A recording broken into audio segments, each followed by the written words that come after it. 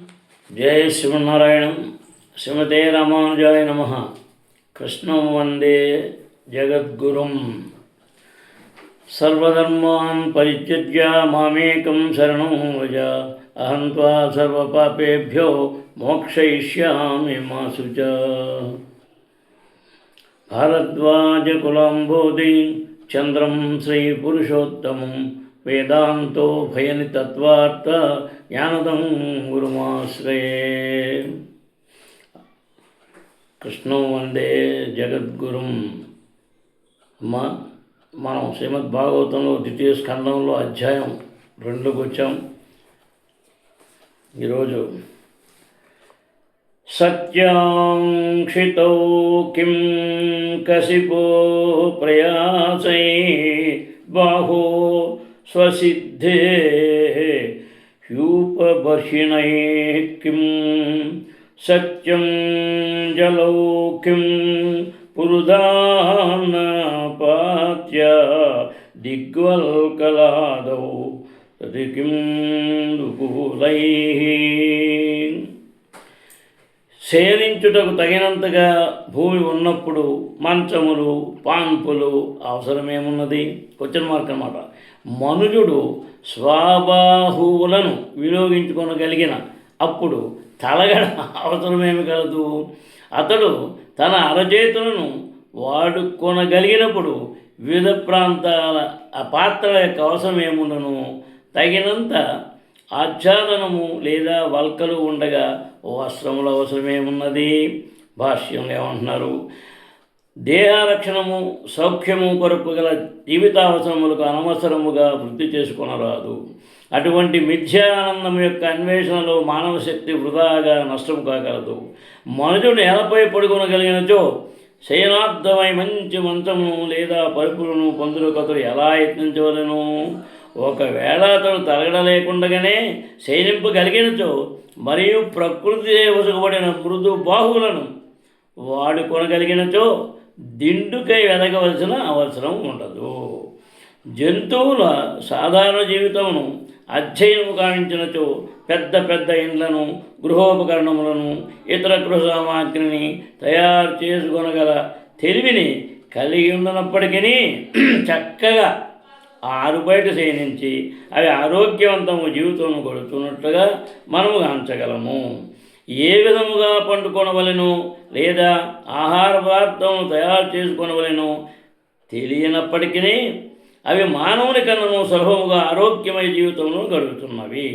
దీని భావము మానవ నాగరికత తిరిగి జంతు జీవనమునకు మరలవలెనని కానీ సంస్కృతి విద్య మానవత్వము లేకుండా మానవుడు అరణ్యములలో నగ్నముగా జీవించవలనే కాదు. బుద్ధిమంతుడుకు మానవుడు జంతు జీవనమును గడపలేడు. పైగా అతడు తన మేధస్సును విజ్ఞాన శాస్త్రము కైత్వము తత్వమునందు యత్నింపవలెను. ఆ విధముగా అతడు మానవ నాగరికత పురోగతిని మరింత ముందుకు కొనిపోగలడు. పదిలపడుపడిన మానవ శక్తిని అది జంతువుల శక్తి కన్నను అత్యున్నతమైనది. కేవలము ఆత్మానుభూతి కొరకే వినియోగించవలెనను ఇచ్చట తెలిసిన విధాన భావమై ఉన్నది. భగవానునితో మనకు గల సంబంధము ప్రస్తుతము నశించి ఉన్నది. స్థాపించుట అనేది లక్ష్యము వైపునకే మానవ నాగరికత పురోగమనము సాగవలెను. ఆ పునఃస్థాపన కార్యము మానవ జన్మ తప్ప మరి ఏ ఇతర జన్మ యందును సాధ్యము కాదు. భౌతిక అస్తిత్వము ఒక ఇంద్రజాలము వంటి దానిగా భావించి దాని నిరర్ధకత్వమును మనుషుడు గుర్తించవలెను. పిదప అతడు జీవన క్లేశములకు పరిష్కారం నొసగొటకు యత్నించవలెను. తడుకు బెడుకులను కూడిన జంతు నాగరికతలో కృతార్థత్వ స్వభావము ఇంద్రియ భోగము కొరకై సమాయత్తమగుట భ్రాంతియే కాగలదు. అట్టి నాగరికత ఆ పేరుకు కూడా సరిపోదు. అట్టి మిథ్యాపూరిత కర్మల ప్రయత్నం వలననే మనుజుడు మాయాబంధములందు నిలుచుతున్నాడు. పూర్వకాలము మహామునులు సాధువులు చక్కని గృహోపకరణములు మరియు నామమాత్ర జీవన సౌకర్యములు కలిగిన విలాసముగ భవంతుల్లో నివసింపలేదు. వారు పర్ణశాలల యందు పొదరిళ్ల యందు నివసించుచు నేలపైననే శయనించుచు జీవించిరి. అయినప్పటికీ పరిపూర్ణముగా అత్యున్నత జ్ఞానమును వారు వసగియుండిరి. శ్రీల రూప గోస్వామి, సనాతన గోస్వామి ఇరువురును గొప్ప మంత్రి పదవిలో ఉండిరి. అయినను వారు ఒక రాత్రి ఒక చెట్టు కింద మాత్రమే నిలిచి ఉండి ఆధ్యాత్మిక జ్ఞానమును గూర్చి అనంత వాత్మయమును వసగి ఉండిరి. వారు ఒక చెట్టు క్రింద 2 రాత్రులు సైతము నివసించలేదనిచో నవీన సౌకర్యములు కలిగిన చక్కని గృహములలో నివసించలేదని పేరుగా తెలుపబడి లేదు. అయినను వారు ఆత్మానుభవమునకు సంబంధించిన అతి ముఖ్యముగా వాత్మయమును మనకు వసగగలిగిరి. నామమాత్ర జీవన సౌకర్యములు ఎన్నడూను మానవ నాగరిక పురోగతికి నిజముగా సహాయభూతములు కాబోవు. పైగా అట్టి పురోగమన జీవనమునకు అవి హానికరములు కాగలవు. 4 వర్ణములు 4 ఆశ్రమములు కలిగిన సనాతన ధర్మమునందు పురోగమన జీవనపు ఆనందమయ పరిసమాప్తి కొరకు పెక్కు అవకాశములు వలయునన్ని నిర్దేశములు వసుగబడినవి. జీవితం యొక్క వాంఛిత ఫలమును సాధించుటకు స్వచ్ఛందముగా త్యాగమయ జీవనమును అవలంబింపుమని శ్రద్ధాళువగు వారికి దాని యందు ఉపదేశించబడును. త్యాగమయ జీవనము మరియు ఆది నుండి ఆత్మ నిగ్రహమనడి అంశముల ద్వారా మనుషుడు స్థిరముగా నిలచుటకు అలవాటు పడినచో సుఖదేవ గోస్వామి చే ఉపదేశించబడిన రీతి జీవితమున చివరి భాగమందైనను దానికి అలవర్చుకుంటే కనుక అతను ప్రయత్నించవలను. వాంఛిత జయమును సాధించుటకు మనుషునికి అది తోడ్పడగలదు. అది అంటే ఇక్కడ చేసేవి ధర్మాల్లో జరిగేవి ఇవన్నీ మామూలే. ఎన్ని చదివినా ఎన్ని చేసినా ఎన్ని రకాలుగానూ చేస్తూనే ఉంటారు. కానీ పరమార్థాన్ని గ్రహించి కొంత దానికి వెచ్చించినప్పుడు తప్పకుండా వారికి అన్ని అనుకూలంగానే జరుగుతాయి. ఆ పరమాత్మ యొక్క పరిపూర్ణ కటాక్షం ఉన్నప్పుడు అంటే ఉంది. మనం ఏం చేయటం లేదని తప్పకుండా మనిషి పక్కన పెడితే ముటికి మనం ఏది చేస్తున్నా వాడే అనుకుంటే ముటికి తప్పకుండా ఉంటుంది. అంచేత వీరందరూ కూడా ఇది ఏదో ఒక బిట్టు కాదు, ఇది మొత్తం 10 స్కందాలని మనం చేయాలనుకున్నాం కనుక మీకు ప్రతి స్కందంలో అధ్యాయం మొత్తం ఎన్నున్నాయన్నీ అయ్యేదాకా ఈ రకంగా మొత్తం తీసుకెళ్తూనే ఉంటుంది. అంచేత దీన్ని కొంచెం అర్థం చేసుకుంటానికి ప్రయత్నించి దానిలో భావాన్ని తెలుసుకుంటే మహత్తరం. ఎందుకంటే ఏదో మనం అందరం అనుకున్నాం కనుకే నేను మొదలుపెట్టాం. అంచేత మీ అందరికీ ఆ ఉచిత ఉంది కనుకే దాన్ని చక్కగా తీసుకోగలుగుతున్నారు. ముందు అది కావాలి, నిగ్రహం కావాలి, తృష్ణ కావాలి. అది ఉన్నప్పుడే పరమార్థానికి వెళ్ళే మార్గానికి చక్కని సౌధం అలా కనబడుతూ ఉంటుంది.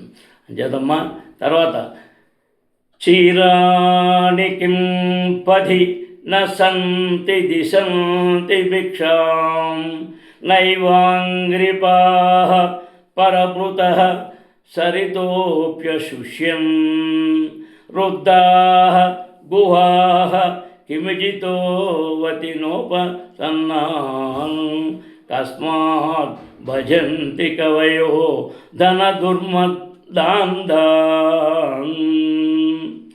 రహదారిపై చినిగిన వస్త్రములు పడి లేవా? ఇతరులను పోషించుట కొరకే ఉన్నట్టు వృక్షములు దానముగా భిక్ష నొసగుట లేదా? ఎండిపోయినవై నదులు దప్పిక ఉన్న వారికి జలము నొసగుట లేదా? ఏమి పర్వత గుహలు మూతబడినవా? అన్నింటినీ మించి అజితుడకు భగవానుడు సంపూర్ణ శరణాగతులను రక్షించడా ఏమి? అట్టేడా ఆర్జించిన ధనముతో మదమెక్కిన వారి జ్ఞానవంతులకు మునులు ఎందులకై భజించవలెను? సన్యాస జీవనము భిక్షమెత్తుటకు కానీ ఫలాన్న బుక్కుగా ఇతరులపై ఆధారపడి జీవించడం కొరకు కానీ ఉద్దేశింపబడలేదు. నిఘంటు అనుసరించి ఫలాన్న బుక్కు అనగా సంగమునకు ఏమాత్రము అనుకూలించక దానిపైననే జీవించు ఇచ్చకము కలవాడుని భావం. సంగమునకు సారవంతమైనదేదియో వసగుడికే కానీ గృహస్థ ఆర్జితముపై ఆధారపడుటకు సన్యాస జీవనం ఉద్దేశింపబడలేదు.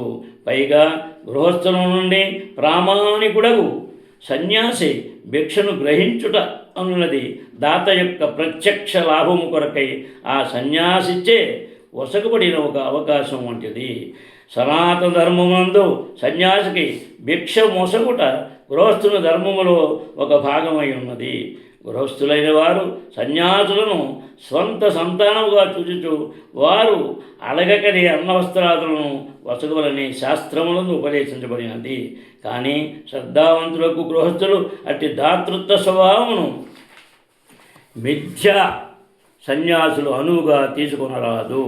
ఆత్మానుభవమునందు మనుషునికి స్వానుభూతమైన నిర్దేశమును అతని లాభము కొరకై వసకుటకు ఏదియోనక రచనా వ్యాసంగము చేయుట సన్యాసి యొక్క ప్రథమ ధర్మమై ఉన్నది. అది అలాగా పైన వారు చెప్పినట్టుగా ఈ రఘు గోస్వామి, సనాతన గోస్వామి ఎవరైనా ఏం చెప్పారు? ఇతర బృందావన గోస్వాములు తమలో తాము బృందావనందలి సేవా కుంజము అచ్చటనే శ్రీలజీ గోస్వామిచే శ్రీ రాధా దామోదర మందిరము నిర్మింపబడినది. అచ్చటనే అన్ని సమాధులు కూడా ఏర్పాటు చేయబడినవి. అందు ఇతర సన్యాస ధర్మములలో అతి ముఖ్యమైన ప్రవచన కార్యక్రమాలను నిర్వహించి ఉండేది. ఆధ్యాత్మిక ప్రాముఖ్యం కలిగిన అనంత వాజ్పేయమును వారు మానవ సమాజం లాభము కొరకై ఒసగి ఉండేది. అదేవిధముగా స్వచ్ఛంద రీతిని సన్యాసాస్త్రమును స్వీకరించిన ఆచార్యులందరూ మానవుల లాభముకే లక్ష్యముగా భావించిరి. కానీ ఇతరులపై ఆధారపడి సుఖమయమైనట్టి లేదా బాధ్యతారహితమైనట్టి జీవనము కాదు. అయినను దేనిని వసగలేనట్టి వారు ఆహారము కొరకై గృహస్థుల కడుపు ఏగరాదు. అట్టివారు గృహస్థుల నుండి భిక్ష మడుగుట సన్యాసాస్త్రములకే సిగ్గు వంటిది. ఆర్థిక ఇబ్బందులను పరిష్కరించుకున్నటకు ఈ వృత్తిని చేపట్టు సన్యాసుల కొరకే ప్రత్యేకముగా గోస్వామి హెచ్చరిక చేయుచున్నారు. అట్టి సన్యాసులు కలియుగమున పుష్కలముగానున్నారు. మనుషులు ప్రయత్నపూర్వకముగా లేదా పరిస్థితుల ప్రాబల్యం వలన సన్యాసిగా మారినప్పుడు శ్రీకృష్ణ భగవానుడే విశ్వమందరి సమస్త ప్రదేశములలోని జీవులకు పోషకుడై ఉన్నాడను దృఢ విశ్వాసమును నమ్మకమును కలిగి ఉండవలెను. ఆ విధముగా తన సేవ యందు 100కి 100 పాళ్ళు నియుక్తుడైన శరణాగత జీవుని పోషణమును ఆ దేవదేవుడు ఎందులకు నిర్లక్ష్యపరచును? ఒక సాధారణ ప్రభువే తన సేవకుని అవసరములను అన్నింటినీ గాంచుచుండగా సర్వశక్తిమంతుడును సర్వవిభూతి పూర్ణుడు అగు దేవదేవుడు సంపూర్ణ శరణాగతుడగు జీవుని జీవనావసరములను మరి ఎంత ఘనముగా చూడగలడో అవగతము చేసుకొనవచ్చును. అది చోట ఎలా ఉన్నప్పుడు మొత్తం సృష్టికి మూలమైనటువంటి నారాయణ ఎలాగా సమస్త కోటి జీవరాశులు అన్నాడు. అన్నట్లు మానవుడే కదా చాలా జ్ఞానాన్ని ఇచ్చింది. అంచేత అన్నిటికీ కూడా సన్యాసికు వాడు ఒక గోచిని ధరింపవలనని సాధారణ నియమం ఒకటి కలదు. దానిని అతడు దానముగా గ్రహించరాదు. రహదారిపై పడవేసిన చినిగిన వస్త్రం నుండి దానిని అతడు గ్రహించును. ఆకలికి ఉన్నప్పుడు అతడు ఫలమునొసగు ఉదార బుద్ధి గల వృక్షము చెంతకు చేరును. దప్పిక కలిగినప్పుడు నదియందు జలమును త్రాగును. సౌఖ్యకరముగు గృహమందు జీవించవలసిన అవసరం అతనికి లేదు. పర్వత గుహల యందు జీవించుచు అతడు భగవంతుని యందు విశ్వాసం ఉంచి అడవి జంతువుల నుండి అభయత్వమును కలిగి ఉండవలెను. తన భక్తుని కలతపరు పద్ధతిని పెద్ద పులులకు ఇతర అడవి జంతువులు భగవానుడు నిర్దేశము నొసగగలడు. అలాగా వారి గొప్ప భక్తుడైన హరిదాస ఠాగూర్ ఒక గుహలో నివసించేవాడు. ఆ గుహలో అతనితో పాటు ఒక పెద్ద విషసర్పం కూడా నివసించుచుండేది. అంటే ఇవన్నీ ధర్మాల్లో ఉన్నవి, యుగానికి సంబంధించినవి. మనకి 10 స్కందాలు ఉన్నాయి. అంచేత ఇది ఇలా కంటిన్యూగా వెళ్తూ ఉంటుంది. ఇది చూసి ఏదో అనుకుంటాం లేదు కనుక మీ అందరిలో చక్కని దృష్టం ఉంది కనుక ఒకరోజు మానేస్తేనే కుదరలేదు అంటున్నారు కదా. అంటే అందరూ కూడా దీన్ని జాగ్రత్తగా దీన్ని తీసుకుంటే 10 స్కందాలు పూర్తయితే అప్పుడు దీని విలువ, దీంట్లో ఉన్న గొప్పతనం ఏమిటి భాగవతంలో అన్నది అందరికీ చక్కగా తెలియాలి. అప్పుడే అలాగా ఇక్కడ హరిదాసుని ప్రతిదినము దర్శింపగోరిన కొందరు అభిమానులు ఆ పాముకు భయపడినందున వారి కొరకు హరిదాసుడు ఆ ప్రస్తావనను అంగీకరించెను. కానీ ఆ విధముగా నిర్ణయింపబడినంతనే పాము ఆ గుహయందలి తన బిలము నుండి జరజరా ప్రాగుచు సర్వుల శ్రేయస్సు కొరకు గుహను విడిపోయాను. అంటే పరమాత్మని స్పర్శ హృదయమునందున నివసించి ఉన్నవాడు. నిర్దేశానుసారము ఆ సర్పము హరిదాసునికే ప్రాముఖ్యము నొసగి అతని కలతను కలిగించకుండా ఉండుటకు ఆ ప్రదేశమును వీడెను. హరిదాస ఠాకూర్ వంటి యథార్థ భక్తులకు శ్రీకృష్ణ భగవానుడు ఏ విధముగా రక్షణ నొసగునో తెలుపుటకు ఇది ఒక ప్రత్యక్ష ఉదాహరణము. సనాతన ధర్మ నియమములను అనుసరించి మనుజుడు ఆది నుండి అన్ని సందర్భములందును భగవద్రక్షణపై పూర్ణముగా ఆధారపడినట్లు శిక్షణము గరుపబడును. తన అస్తిత్వమును పూర్ణమరుచుకునేవాడు, పవిత్రమరుచుకుననివాడు అయిన మనుజుడే సన్యాసాశ్రమ విధానమును అంగీకరించుటకు ఉపదేశింపబడినాడు. ఇది భగవద్గీత 16:5 యందు ఈ స్థితి దైవీ సంపత్తి అని వర్ణింపబడినది. మనుజుడు దైవీ సంపత్తిని అలవర్చుకొనవలెను, లేని యెడల అసురీ సంపత్తి అతనిని తగిన రీతిగా జయించివేయును. ఆ విధముగా అతడు భౌతిక జగత్తు యొక్క వివిధ క్లేశములయందు బలవంతముగా త్రోయపడును. సన్యాసి అయిన వాడు ఎట్టి సాంగత్యము లేకుండా సర్వదా ఒంటరిగా జీవించవలను. అతడు అభయత్వమును కూడి ఉండవలను. ఒంటరి జీవనమును గూర్చి అతడెన్నడును భీతి చెందరాదు. కానీ వాస్తవమునకు అతడెన్నడును ఒంటరివాడు కాడు. శ్రీకృష్ణ భగవానుడు ఎల్లరి హృదయములందును వసించి ఉన్నాడు.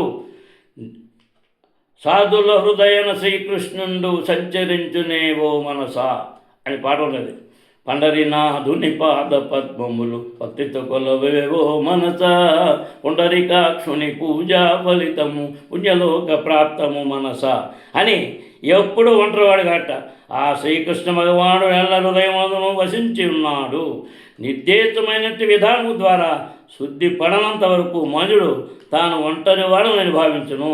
కానీ సన్యాసాస్త్రమునందు తద్విధానము ద్వారా పవిత్రుడై ఉన్నందున శ్రీకృష్ణ సన్నిధిని సర్వత్రా అనుభవించుచు ఏకాంతము మొదలగు విషయము పట్ల భయరహితుడై ఉండును. తమ తమ ఆశ్రములకు ఉద్దేశింపబడిన ధర్మములను నిర్వహించడం ద్వారా అస్తిత్వమును పవిత్రమనుచుకొనినచో ప్రతి ఒక్కరును భయరహితులు, నీతిమంతులు కాగలరు. శ్రద్ధాపూర్వముకు వేద నిర్దేశ శ్రవణము ద్వారాను శ్రీకృష్ణుని భక్తితో సేవ ద్వారా వేద జ్ఞాన ద్వారము ఆకలింపు తెలుసుకోవడం ద్వారాను మనుడు స్వీయ ధర్మమునందు నెలకొనగలడు. అమ్మా అది అంచేత ఇది లోతు ఎంత ఎవరికి తెలియదు, వాడికి తప్ప. దీన్ని చక్కగా మనం అలా చేసుకుంటూ వెళ్దాం. ఏదైనా భగవద్ విషయం అనేది మనం ఎలా తీసుకోవాలంటే ఆనందకరంగా, ఆహ్లాదకరంగా, దాన్ని ఏమంటారు, త్రికరణ శుద్ధిగా మనం తీసుకున్నప్పుడు తప్పకుండా దాని ఫలితం ఉంటుంది. మనుషుల్లో మనుషుల భావాన్ని వాడు ఏ రకం మంచివాడు ఉంటాడు, చెడ్డవాడు ఉంటాడు, అన్ని వాళ్ళను అందరూ ఉన్నారు. కానీ ఎవడైతే పరమాత్మను పరిపూర్ణ నమ్ముకున్నాడో వాడు ఎప్పుడూ ఉంటాడు. దానికి క్వశ్చన్ లేదు. అమ్మా తర్వాత ఏవో స్వచిత్తే స్వత ఏవ సిద్ధ ఆత్మా ప్రియోద్ధో భగవానంతన తం నిర్యుతో నియతార్థో భజేత సంసారహేతు పరమచ్చయత్ర. ఆ విధముగా స్థితుడై మనుజుడు సర్వశక్తిమత్వముచే హృదయస్థుడై ఉన్నటి పరమాత్మునికి సేవను కోర్చవలెను. అతడే శాశ్వతుడును అనంతుడును ఒక దేవదేవుడొకటనచే జీవిత పరమగమ్యమై ఉన్నాడు. అతనిని అర్చించడం ద్వారా మనుజుడు సంసార హేతువును అంతము చేసుకొనవచ్చును. అమ్మా తర్వాత భగవద్గీత 18:6-1 యందు ధ్రువపరువడినట్లు పూర్ణ పురుషోత్తముడు శ్రీకృష్ణ భగవానుడు సర్వవ్యాపి అయిన పరమాత్ముడై ఉన్నాడు. అతడు సత్యమే కానీ భ్రాంతి కానందున యోగి అయిన వాడు అతనినే అర్చింపవలెను. ప్రతి జీవుడును ఏదే ఒక దాని సేవలో నియుక్తై ఉండును. ఈ విధముగా జీవుని సహజస్థితి సేవను గూర్చుటయే అయ్యున్నది. కానీ మాయాస్థితి బద్ధ జీవన స్థితి యందు బద్ధ జీవుడు మాయను సేవింపగోరును.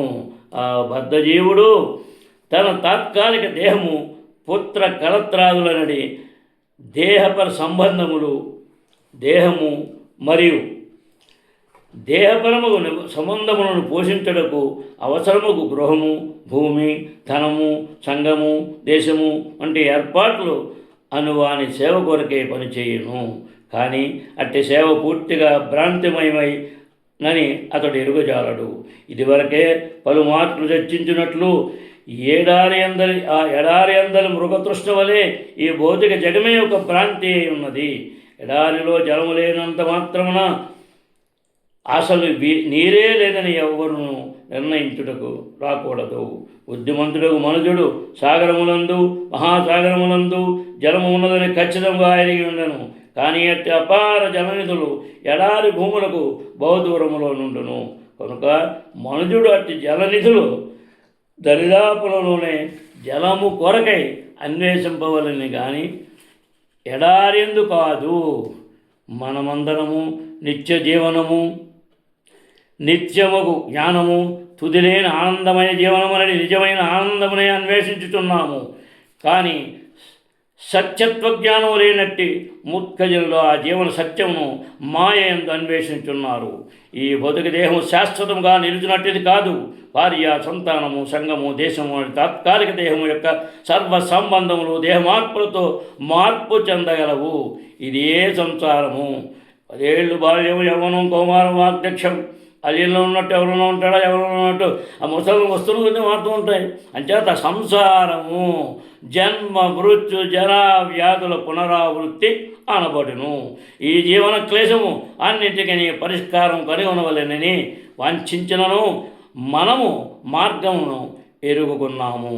జన్మము, మృత్యువు, ముసలితనము, వ్యాధి అనేది ఈ జీవన క్లేశములను అంతమొందించుకొనుగోరు వారు అన్యులను గాక దేవదేవుడైన ఆ శ్రీకృష్ణ భగవానునే అర్పించే విధానము చేపట్టవలనే ఇతర ఉపదేశించబడినది. భగవద్గీత 18:6-5 యందు ఇది ఆదేశించబడినది. కనుక బద్ధ జీవన హేతువుని అంతమొందించుకొనవలనని మనం ఏమాత్రము తలచునను జీవులడ సహజానురాగములతో ఎల్లరి హృదయములందు విరాజమానుడై ఉన్న శ్రీకృష్ణ భగవానుని అర్చననే సేకరింపవలను. అట్టి జీవులు సహజముగా అతని అంశలే. తల్లి ఒడిలోనున్న బాలుడు సహజముగా ఆమె ఎడ అనురక్తిని కలిగి ఉండును. తల్లిను బాలుని ఎడ అనురాగము కలిగి ఉండును. కానీ ఆ బాలుడు పెరిగి పెద్దవాడై పరిస్థితులచే కలత చెందినప్పుడు తల్లి నుండి క్రమముగా దూరుటగును. ఆ విధముగా తన పుత్రుడు విస్మృతిని పొందినప్పటికీ అతని నుండి ఏదియో కొంత సేవను ఆమె అభిలషించుటేగాక అతని ఎడ పూర్వానురాగమును కలిగి ఉండును. అదేవిధముగా తన అంశమైనందున మన ఎడను శ్రీకృష్ణ భగవానుడు సర్వదా అనురాగమును కలిగి ఉండును. మనలను తన ధామమునకు కొనిపోవాలనియే అతడు సర్వదా యత్నించును. కానీ బద్ధజీవులముకు మనము అతని లెక్క చేయక భ్రాంతిమయముకు దైహిక సంబంధముల వెంటనే పరుగెడుము. కనుక ఆ దేవదేవునికి సేవను గూర్చి యత్నించుచు మనలను మనము జగత్తు యొక్క సర్వభ్రాంతిమయ బంధముల నుండి విడిపించుకొని అతనితో ఏకీభావమును పొందవలెను. అతడు చర్మసత్యం ఒకటియే అందులోకి కారణము. బాలుడు తల్లిని కోరినట్లుగా వాస్తవమునకు మనము అతని కోరికే కాంక్షపడుతున్నాము. అట్టి దేవదేవుడుకు శ్రీకృష్ణ పరమాత్మ మన హృదయములందే విరాజమానుడై ఉన్నందున అతనిని వెతుకుటకై మనం ఎచ్చటికో ఏగనవసరము లేదు. దీని భావము మందిరములు ఎవరికి ఏ విధానంగా చేసుకుంటున్నారో ఏ మతం వాళ్ళు చేసుకుంటారు. అలా మనం ఆ అర్చనా స్థలములకు జనులు మనం చేసుకునేది మన విధానం. మన ఇంట్లో పూర్వం నుంచి ఏం జరుగుతుందో అలా మనం చేసుకుంటూ పెద్దవాళ్ళు చేసిన ప్రకారంగా తిరుప్పావులో చెప్పినట్టుగా అమ్మగారు ఆ భగవానుడు సర్వత్రా వసించువాడు కనుక అట్టి పవిత్ర అర్చనా స్థలములందు వసించియుండును. సామాన్య జనులకు ఆ పవిత్ర స్థానములే భగవద్ జ్ఞానము నేర్చుకుని కేంద్రములై ఉన్నవి. కనుకనే మందిరములు కార్యరహితమైనప్పుడు జనసామాన్యం వట్టి స్థానములేడ విముఖతను పొంది క్రమముగా భగవద్రహిత భావనను పొందుదురు. అంతటా భగవద్రహిత నాగరికతే దాని ఫలితము కాగలదు. అట్టి నరకప్రాయముగా నాగరికత కృత్రిముగా జీవన స్థితులకు మెరుగుపరుచుకున్నప్పటికీ జీవనము ప్రతి ఒక్కరికి దుర్బలమే కాగలదు. అయినను అంటే భగవద్రహిత జనుల మూర్ఖనాయకుల భౌతికైనటి ప్రసిద్ధ మార్గముల ద్వారా భగవద్రహిత ప్రపంచము నందు శాంతి పురోగతులను కలగజేయుటకై వివిధ ప్రణాళికలను యత్నింతురు.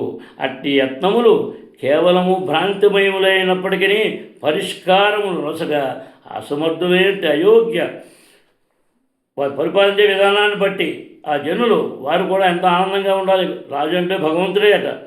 రాజ్యాన్ని పరిపాలించేవాడు భగవత్ స్వరూపమైన భగవంతుడు అక్కడ ఉండాలి. అక్కడ ఆయన దగ్గర ఉంటేనే ప్రపంచం సుఖశాంతులతో సస్యశ్యామలంగా వెలుగుతూ ఉంటుంది. అక్కడ ఉన్న వాళ్ళని బట్టి భగవద్రహిత నాగరికత యొక్క ఈ విపరీతము అంతమొందించవలనయే తలచెలతో శ్రీమద్భాగవతం వంటి శాస్త్రముల నియమములను భౌతిక లాభం పట్ల ఆకర్షణ లేనటువంటి మహానుభావులెందరో అటువంటి మహాత్ముని ఉపదేశమును మనము తప్పక అనుసరించవలెను. జత ఈ రకంగా మనకి ఒక్కొక్క స్కందం నుంచి ఒక్కొక్క అధ్యాయం నుంచి అధ్యాయాలు వెళ్తూ ఉన్న కొద్దీ ఈ రకంగా ఇది కేవలం మనిషి దీన్ని అర్థం చేసుకునే మనుషుడు మానవ జన్మ ఎత్తిన వాడికి అర్థం కాకపోవడం లేదు కదా, అవుతుంది తీసుకునే విధానాన్ని పట్టుంది అంతే తప్ప ఏదో అపోహలో వెళ్ళిపోవడం కాకుండా పరమాత్ముడు మెయిన్ అంతే ఒకటే అహం నేను పక్కన పెట్టేస్తే పరమాత్ముడు ప్రతి చోట ఉన్నాడు, ఇందుగల రెండు లేదు సందేహం అన్నాడు ప్రహ్లాదుడు. అంచేత ఆయన ఎక్కడ అక్కడ లేదు, మరి ఎక్కడ పడితే అక్కడ ఉన్నాడు. మన ఈ మానవ కోటి అండి సమస్త జీవకోటి రాశులను వాడు ఉన్నాడు కనుక నడుస్తుంది బండి. వాడు ఎప్పుడైతే తప్పున్నాడో వీడు ఇంతే సంగతులు. అంచేత మన వరకు మనం మంచి మార్గంలో చక్కగా వెళ్ళటానికి ఆ భగవంతుడి యొక్క శ్రవణం చేసుకోవటం సంకీర్తన ఏ రకంగా చేసినా వాడి యొక్క పరిపూర్ణ కటాక్షం మన అందరి యందు కూడా ఉంటుంది. జయ శ్రీమన్నారాయణ. శ్రీమతే రామానుజాయ నమః. కృష్ణం వందే జగద్గురుం. శ్రీకాంతాయ కళ్యాణనిధే నిదర్శనాం శ్రీవేంకటనివాసాయ శ్రీనివాసాయ మంగళం. సర్వే జనాః సుఖినో భవంతు. కృష్ణం వందే జగద్గురుం. జై శ్రీకృష్ణ.